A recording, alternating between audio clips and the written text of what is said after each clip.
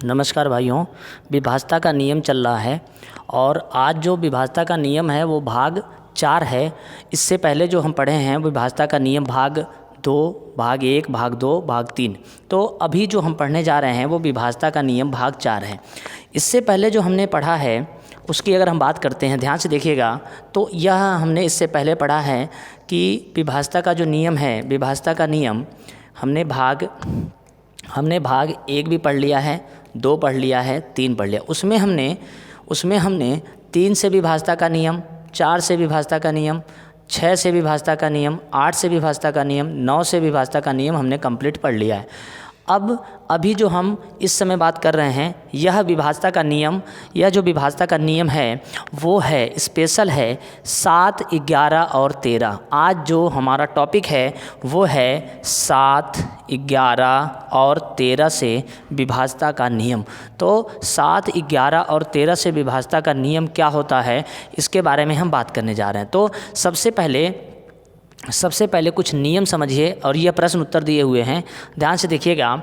निम्न में से कौन सी संख्या 7 द्वारा विभाज्य है? कौन सी संख्या 7 द्वारा विभाज्य है? तो अगर हम बात करते हैं तो 7 से विभाज्य कौन है, तो ये 4 ऑप्शन दे रखे हैं। तो 4 ऑप्शन ये दे रखे हैं, इनमें से हमें ये पता करना है कि 7 से कौन विभाज्य है। लेकिन उससे पहले हमें विभाज्यता का नियम पता होना चाहिए। तो देखिए, सबसे पहले हम आपको बता दें 7 से, 11 से और 13 से विभाज्यता का नियम क्या होता है। तो सबसे पहले आप नियम समझिए। नियम ये है, नियम है संख्या के अंत से 3 अंकों का 3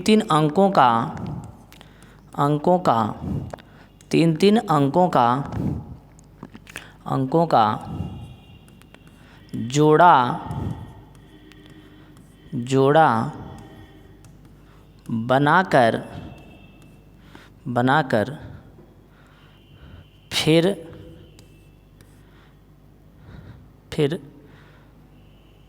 प्लस माइनस करते हैं।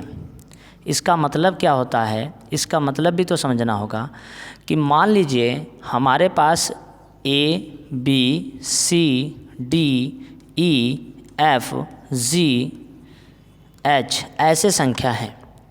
अब ये संख्या है, अगर हमें जोड़ा बनाना है तो सबसे पहले हम आपको एक और बात बता दें, यहाँ पर थोड़ा ध्यान से समझिएगा। मान लीजिए A, B, C, D, E, F 6 अंकों की कोई संख्या है, तो हमें जो जोड़ा बनाना है वो पीछे से 3 अंकों का बनाना है। तो हमने 3 अंकों का बनाया, फिर ये 3 अंक बन गए, तो 3 और 3 6 अंक हो गए। तो इसमें यह देखना होता है कि इसमें कौन सा अंक अधिक है। जो भी अंक अधिक होगा 3 अंकों में उससे माइनस कर देंगे। इसका मतलब जैसे देखिए, अगर हम बात करते हैं यहाँ पर A, B, C, D, E, F, G, H, I इतने अंक हैं। तो हमें जोड़ा ऐसे बनाना, पीछे से 3 अंक, फिर 3 अंक, फिर 3 अंक। अब क्या होगा, अब तो हमारे पास 3 जगह 3 जोड़े बन गए हैं, तो हमें एक छोड़कर एक को उठाकर जोड़ देना है। मतलब इसको और इसको दोनों को एक साथ में जोड़ना है और जो ये बचा है इसमें से इसको क्या कर देना है, माइनस कर देना है। चलिए, इस पे हम जब प्रश्न की बात करेंगे तो आप समझ जाएंगे। जैसे लिखा है, निम्न में से कौन सी संख्या 7 द्वारा विभाज्य है। हमारे पास 4 ऑप्शन है 4 ऑप्शन है। हमें सबसे पहले यह चेक करना है कि कौन सी संख्या 7 से विभाज्य है। तो देखिए, यहाँ पर लिखा है 5925। तो हम लास्ट के 3 अंक ले लेते हैं और 3 अंक हम ले लिए यहाँ पर 925। उसमें से हमने कितना माइनस कर दिया, आगे का जो 1 अंक है उसमें आगे का जो अंक है 5, इसे हम क्या करते हैं, माइनस करते हैं। तो इसको बहुत ध्यान से समझिएगा। क्या ये 3 अंकों का जोड़ा बना, लेकिन इसके आगे 3 अंक नहीं है, तो अपनी तरफ से 2 जीरो और बढ़ा लेंगे तो ये 3 अंक हो जाएंगे, जाहिर सी बात है। अब यहाँ पर क्या करेंगे, 925, इसमें से अगर हम 5 को माइनस कर देते हैं, 5 को माइनस कर देते हैं मेरे भाई, तो यहाँ पर आंसर आएगा 920।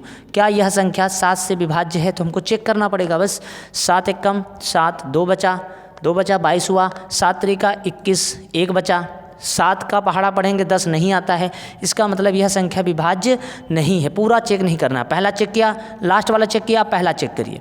5922 है, इसमें हम क्या करेंगे, लास्ट से 3 अंक लेंगे और जो आगे बच गया उसके आगे 2 जीरो और बढ़ा के से भी 3 कर लेंगे, कर लिया।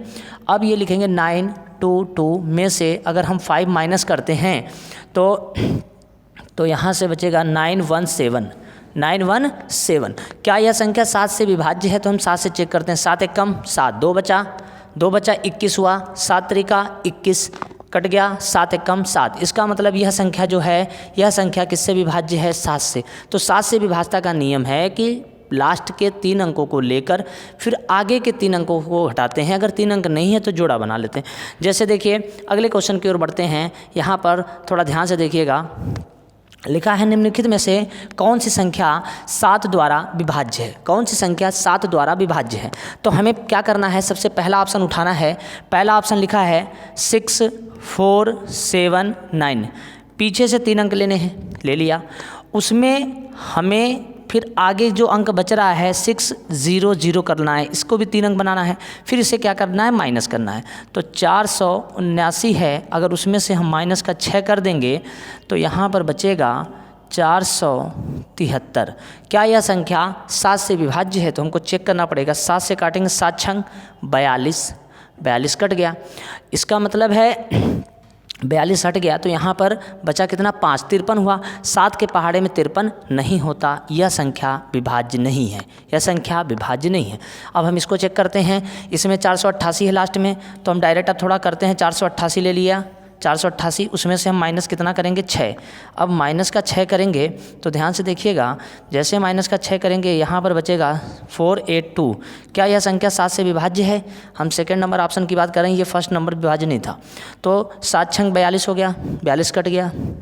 अब 42 कट गया तो यहाँ पर 6 बचा, 62 हुआ। 7 के पहाड़े में 62 नहीं आता, इसलिए ये वाला ऑप्शन भी क्या है, गलत है।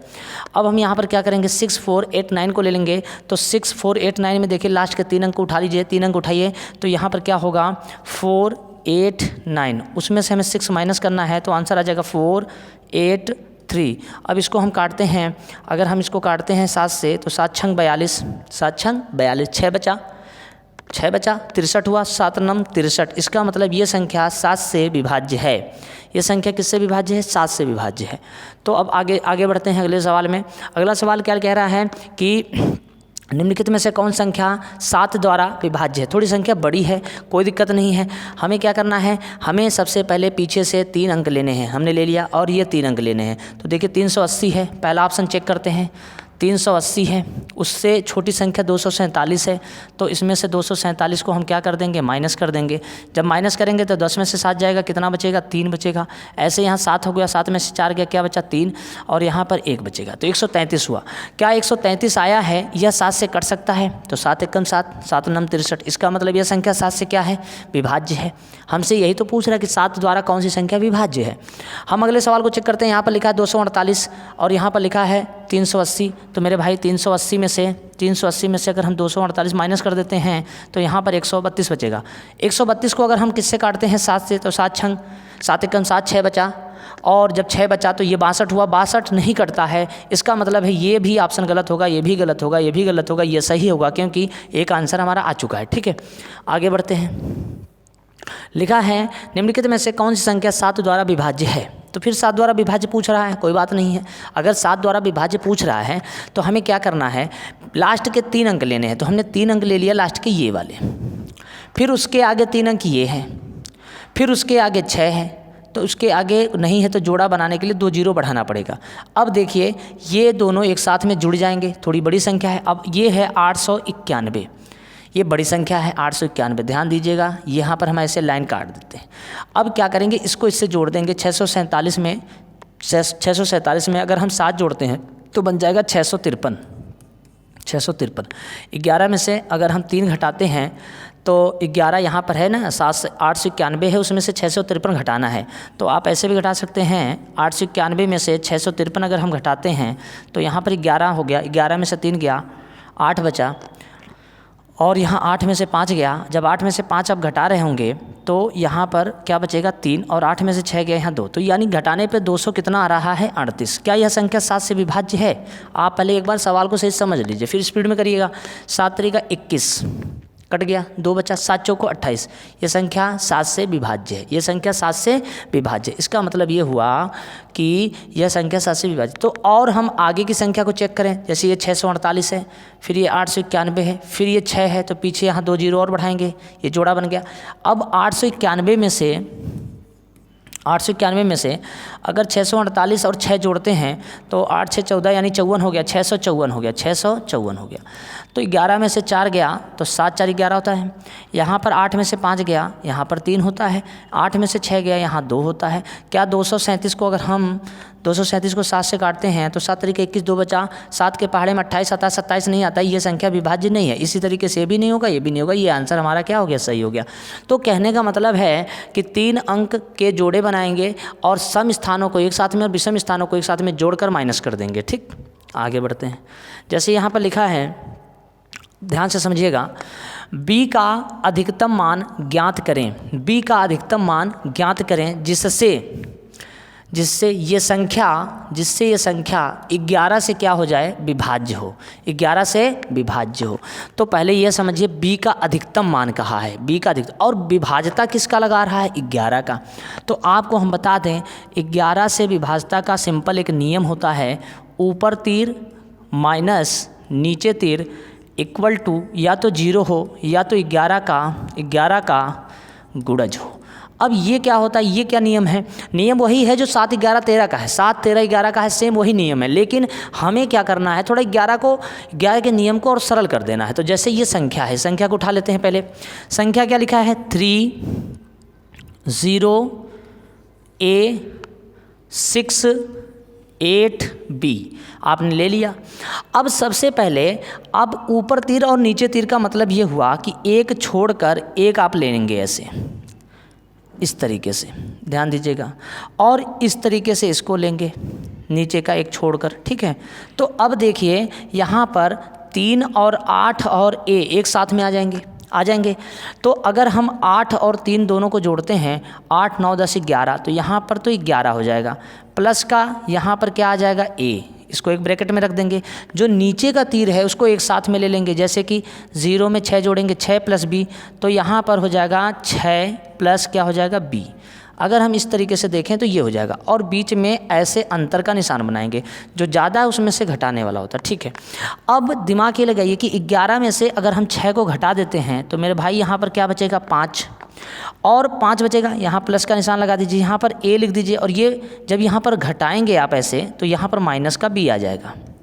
अब यह सोचना है यहाँ पर कि A का ऐसा कोई मान हो और B का ऐसा कोई मान हो जिससे घटाने पर या तो 0 आ जाए या फिर 11 का गुणज हो, या तो 0 आ जाए या तो 11 का गुणज हो। तो आप 0 ला नहीं पाएंगे क्योंकि यहाँ पर ऑलरेडी पहले से किसका निशान लगा है, प्लस का।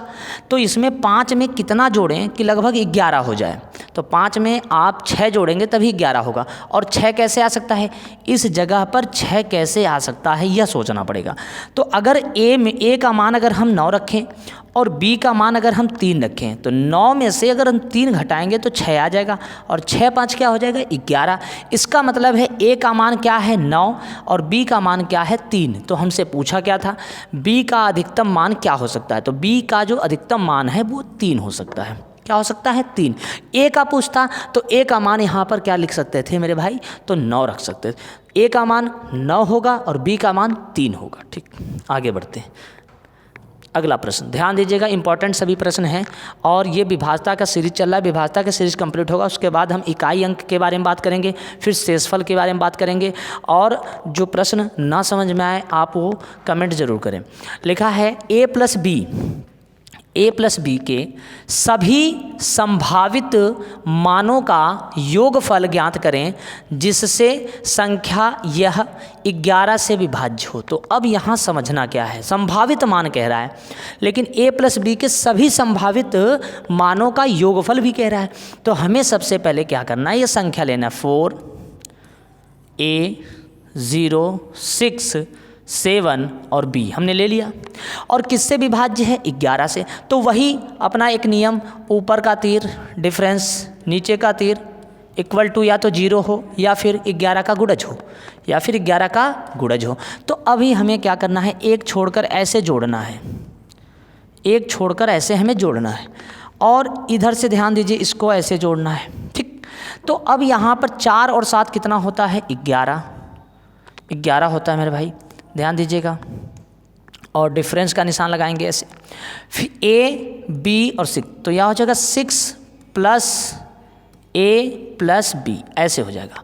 अब या तो ये घटाने पर 0 हो या फिर 11 का गुणज हो। तो 0 कैसे हो सकता है?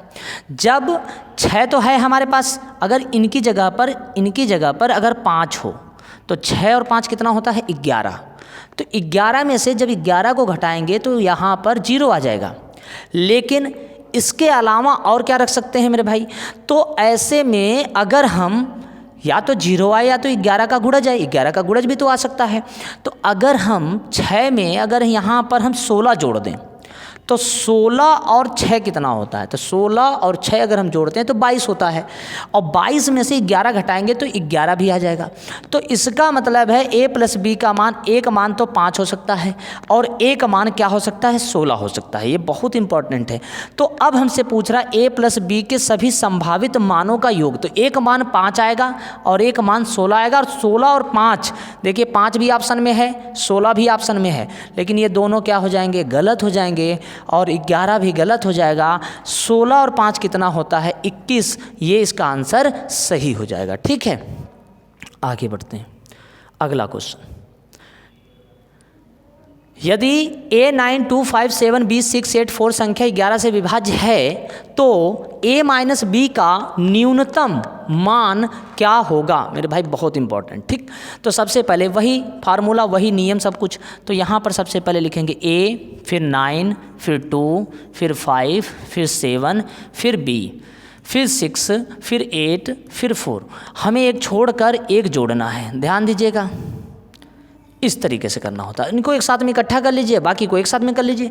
जैसे कि हमने क्या किया, सबसे पहले हमने इसको एक एक को छोड़ के ऐसे लिख लिया है। तो हमने जोड़ा 2 और 7, 7 और 2 कितना होता है? 9, 9 6 15, 15 और 4 कितना हो गया? 15 4 19, प्लस कितना हो गया? a। मेरे भाई ऐसे, फिर सर्वांतर का निशान लगा, फिर 9 5 14 b, फिर 8। तो 9 5 14, 14 में हम 8 जोड़ते हैं तो 8 4 22 हो गया। तो यहाँ पर हमने 22 लिख दिया। देख लीजिएगा, जोड़ सही होना चाहिए। प्लस यहाँ पर क्या लिखा? b। तो मेरे भाई ध्यान से अगर हम देखें तो 22 और 19 का जो डिफरेंस होता है, तो 19 और 22 में अगर हम माइनस करके देखते हैं तो कितना बचता है, हमको यह समझ में आना चाहिए। तो 22 में से अगर हम 19 को निकाल दें तो 3 बचेगा, तो यहाँ 3 लिख देंगे। फिर यहाँ पर सर्वांतर का निशान चल ही रहा है, तो यहाँ पर जब सर्वांतर का निशान चल ही रहा है तो यहाँ पर a माइनस क्या आएगा? b आएगा, a माइनस b, और उसके पहले यहाँ निशान माइनस का रहेगा। अब आप इसमें से सोचिए, अगर हम 14 को रख लेते हैं तो 14 को में से 3 घटाएंगे तो फिर आपको नहीं लग रहा है कि कुछ ज़्यादा हो जाएगा? और फिर यहाँ पर हमसे पूछ क्या रहा? न्यूनतम मान पूछ रहा है। तो इसमें न्यूनतम एक 8 भी तो दिख रहा है। तो अगर हम माइनस का 8 रखें, ध्यान दीजिएगा, माइनस का 8 रखे तो माइनस माइनस क्या हो जाएगा? प्लस हो जाएगा। 8 3 कितना हो जाता है? 11। या तो इसका गुणज 0 आना चाहिए या फिर 11 आना चाहिए। तो 11 आ गया, इसका मतलब न्यूनतम मान क्या है? इसका 8 है। ठीक, कोशिश करिए, समझ में आ जाएगा ये। अगला क्वेश्चन है, यदि संख्या ये 11 से विभाज्य है तो k प्लस m का अधिकतम मान ज्ञात कीजिए। k प्लस m का अधिकतम मान पूछ रहा है। तो यहाँ भी बहुत महत्वपूर्ण सवाल है। हमें क्या करना है? एक छोड़कर अगर हमें लेना होगा तो एक छोड़कर हम इस तरीके से लेंगे, ध्यान दीजिए इस पर, और एक ऊपर से ऐसे, इस तरीके से। तो मेरे भाई सबसे पहले 5 में 1 जोड़ेंगे 6, 6 और 8 जोड़िए, 8 6 कितना होता है? तो 14 हो गया। तो यहाँ पर 14 लिख देंगे। प्लस का यहाँ पर देखिए k भी है तो हमने k लिख दिया। फिर उसके बाद हम 4 3 7 और 7 2 9, तो यहाँ 9 प्लस m हमने लिख दिया। और इन दोनों का डिफरेंस जो है, इन दोनों का जो डिफरेंस है वो या तो 0 होना चाहिए या तो 11 का गुणज होना चाहिए। तो 14 में से 9 गया, कितना बचा 5, प्लस कितना आया k, माइनस कितना आया m। यहाँ पर इसको ऐसे लिखा जाता है। अब यहाँ पर अधिकतम मान आप सोचिए क्या हो सकता है। जैसे कि कहने का मतलब है 5, अब इसकी जगह पर देखिए यहाँ पर और यहाँ पर अगर हम देखें, ये नहीं पूछ रहा, वो ये पूछ रहा k प्लस m का अधिकतम मान क्या हो सकता है, k प्लस m का अधिकतम मान क्या हो सकता है। तो अगर हम यहाँ पर 9 रखेंगे और यहाँ पर 3 रखेंगे तभी बीच में 6 आएगा, क्योंकि 9 में से जब 3 घटाएंगे तभी यहाँ पर 6 आएगा, और 6 और 5 कितना होता है मेरे भाई 11, और 11 आ जाना चाहिए। अगर 11 आ गया तो यह संख्या विभाज्य होगी। तो k का मान 9 है और m का मान 3 है। अगर दिमाग लगाइए तो 9 यहाँ पर जो हमसे पूछा है वो क्या पूछा है, ये देखिए, ये पूछा है k प्लस m पूछा है। तो k बराबर अधिकतम मान क्या रख सकते हैं 9, और m बराबर क्या रख सकते हैं 3। 9 3 कितना होता है 9, 10 2 12। इसका आंसर क्या हो जाएगा, सी नंबर ऑप्शन। ठीक है, तो यहाँ पर इसका आंसर आ रहा है 12। k प्लस m का अधिकतम मान क्या हो सकता है 12। आगे बढ़ते हैं। लिखा है 2p² + 4 का वह मान ज्ञात कीजिए जिसके लिए 6 अंकों की संख्या 52p 304 11 से पूर्णतः विभाज्य है। तो हम फिर वही लॉजिक है कि हम एक ऐसे छोड़ दें और ऐसे कर लें और इस तरीके से हम इसको ले लें। ठीक है, तो यहाँ देखिए 3 और 2 कितना होता है 3 2 5, और 4 कितना होता है 9 होता है, प्लस यहाँ पर 9 होता है। ठीक है, हम 1 मिनट के लिए यहाँ पर 9 लिख दिए, 9 लिख दिए। यहाँ पर 5 है और 0 है और p है, तो यहाँ हमने लिख दिया 5 + p लिख दिया, और बीच में डिफरेंस लगाए। या तो इसका रिजल्ट 0 होना चाहिए या फिर 11। तो मेरे भाई अगर हम p की जगह पर क्या रख दें 4, तो 5 4 9 में से 9 गया, आंसर क्या आ जाएगा 0। इसका मतलब p का मान कितना है 4। तो यहाँ पर हम रखेंगे √2 × अगर हम 4 का स्क्वायर कर दें प्लस हम 4 कर दें, तो देखिए 4 चौको 16, 16 दूना कितना होता है 32। 32 में अगर हम 4 जोड़ दें मेरे भाई तो 32 और 4 कितना होता है 36, और 36 का वर्गमूल क्या होता है 36 का वर्गमूल क्या निकल के आएगा 6, और इसका आंसर क्या हो जाएगा 6। देख लीजिए, इंपॉर्टेंट सवाल है। अगला क्वेश्चन 10वां क्वेश्चन देखिए हमारा 7 3 11 से 11 से विभाज्य है, तो a का मान बताइए। कुछ नहीं करना है, हमें एक छोड़कर एक जोड़ना है इस तरीके से। तो 7 8 15 5 20 और 1 21 हो गया। फिर यहाँ डिफरेंस का निशान लगाना है, इसको ऐसे लेना है 3 + 2a ऐसे कर दीजिए। अब दिमाग लगाइए, या तो इसका डिफरेंस 0 हो जाना चाहिए या फिर 11 हो जाना चाहिए। तो अगर हमारे पास ऑप्शन है पहले 6, तो 6 रखते हैं, 6 दूना 12 3 15, जो संभव नहीं है, सिंपल कहानी है। 3 रखिए, 3 दूना 6 6 3 9, फिर से 3 दूना 6 3 9, 11 में से 9 घटाएंगे 21 में से 9 घटाएंगे, आपका 12 बचेगा, जो कि गलत है। ये वाला भी आंसर नहीं हो सकता। सी रखिए 9 दूना 18, 18 और 3 कितना होता है 21। इसका मतलब है 21 तो है, लेकिन यहाँ पर अगर हम 9 रख दें तो 9 दूना 18 और 3 कितना हो जाएगा 21, और घटाने पे क्या आ जाएगा 0। 9 दूना 18, 19 20 21, 21 में से 21 गया 0। इसका मतलब है कि a का अधिकतम मान क्या आ सकता है, या a का मान क्या हो सकता है मेरे भाई, तो 9 हो सकता है। आगे बढ़ते हैं। यदि 9 अंकों की संख्या ये 11 से पूरी तरह विभाज्य है तो p² + 5 का मान बताइए। तो हमें क्या करना है, फिर वही कहानी 2 5 9 8 7 6 p 0 5, हमें फिर वही कहानी करना है। हमें एक छोड़कर जोड़ना है इस तरीके से। हमने जोड़ दिया, ध्यान दीजिए, हमने जोड़ा और फिर एक ऐसे करके जोड़ दिया। देखिए 5 और 5 है 7 12 हो गया, 12 8 20 और 1 नहीं सॉरी हाँ ठीक है 9 2 11 11 हो गया। 11 और 7 अगर हम जोड़ते हैं 18 हो गया। 18 और 5 जोड़ते हैं तो हमारा क्या हो जाएगा 23p हो जाएगा। 23p हो गया। मेरे भाई समझ गए होंगे। डिफरेंस का निशान लगाएंगे। 5 और 8 7 8 8 5 कितना हो गया 13 13 और 6 19 19 हो गया यहाँ पर। अब ध्यान से देखिए तो जाहिर सी बात है यहाँ पर 0 तो नहीं आएगा, तो जाहिर सी बात है या तो 11 आएगा या तो 11 का पहाड़ आ सकता है, 22 आ सकता है, 33 आ सकता है, क्योंकि इसमें p में हम कितना भी रखें, कम से कम भी रखें, तो यहाँ पर हमें एक ऐसा मान रखना हो कि 19 घटाने पर 11 आ जाए। क्या आ जाए 11, क्योंकि 0 नहीं आएगा। 0 तब आएगा जब यहाँ 19 बनता और यहाँ भी 19 और घटने पे 0 आ जाता। तो अब हमें सोचना पड़ेगा कि अगर हम 19 और 11 को जोड़ लें, 19 और 11 को जोड़ें तो 9 1 10 30 होना चाहिए। इसको अगर हम 30 बनाना हो तो p की जगह पे क्या रखना पड़ेगा 7। 23 और 7 कितना होता है 30। 30 में से 19 जाएगा तभी क्या आएगा 11। इसका मतलब ये हुआ कि जो p का मान है वो p का मान क्या है, तो p का मान जो निकल के आ रहा है वो कितना आ रहा है 7। और हमें यहाँ इसका मान पूछ रहा है, तो 7 सते 49 प्लस 5 54। देखिए ऑप्शन में 54 लिखा हुआ है। 4 अंकों की एक संख्या 273x 12 से विभाज्य है और 7 अंकों की एक संख्या 48y6 11 से विभाज्य है, तो xyz का मान कितना होगा। तो सबसे पहले ये देखिए, सबसे पहले लिखिए 273x।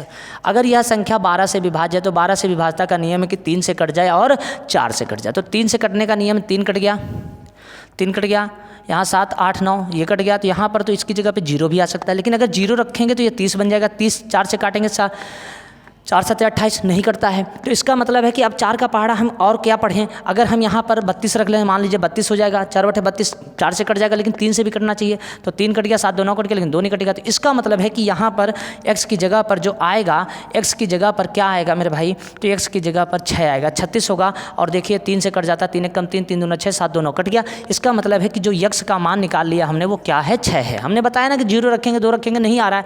फिर हमें क्या करना है, इसका नियम चेक करना है, ऐसे एक छोड़कर ऐसे।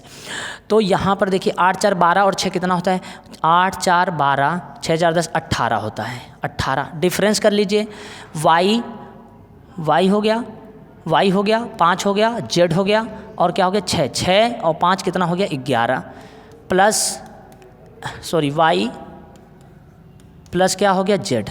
अब देखिए यहाँ पर 18 है और यहाँ पर 11 है, तो y और z का मान हम कितना रखें, लगभग आइडिया से सोचिए कितना रखें कि यहाँ पर 18, कुछ देख लीजिए गलती नहीं है, 8 4 12 12 और 6 18 हो गया यहाँ पर, और यहाँ 5 और z गलत हो गया थोड़ा सा, 1 मिनट थोड़ा गलत हो गया, इसको पहले सही कर लेते हैं।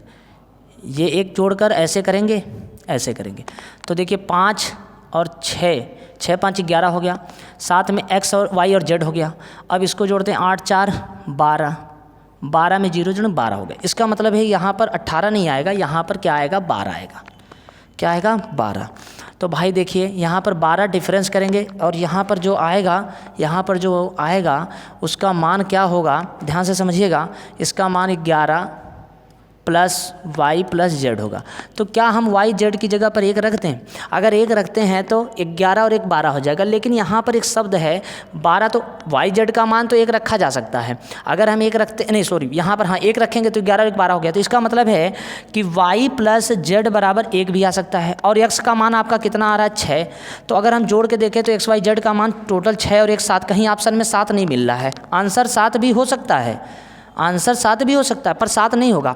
अब हमें क्या करना होगा, अब हमें या तो इसको 0 बनाना है या फिर 11 बनाना। तो 11 ही बनाएंगे, 12 और 11 को जोड़ लीजिए 23, 12 11 जोड़ेंगे 23 हो गया, 23 हो गया। और अगर हम यहाँ पर y और z की जगह पर अगर हम 12 रख देते हैं तो 12 प्लस 11 को जोड़ते हैं 23, और 23 में से अगर हम 12 घटाते हैं तो मेरे भाई 11 आ जाएगा। ठीक, तो इसका मतलब है कि y प्लस z का मान 11 है और x का मान 6 है। अगर हम इनको जोड़ देते हैं, देख लीजिए, अगर हम इनको जोड़ देते हैं तो यहाँ पर 12 है, 12 और 6 कितना होता है, तो ये होता है 18, और ये आंसर इसका सही है, डी नंबर। ये बहुत इंपॉर्टेंट है, इसको थोड़ा समझ लीजिए, क्योंकि यहाँ पर y z का मान 1 रखेंगे तो x का मान 6 और 1 7 होता है, 7 ऑप्शन में नहीं है।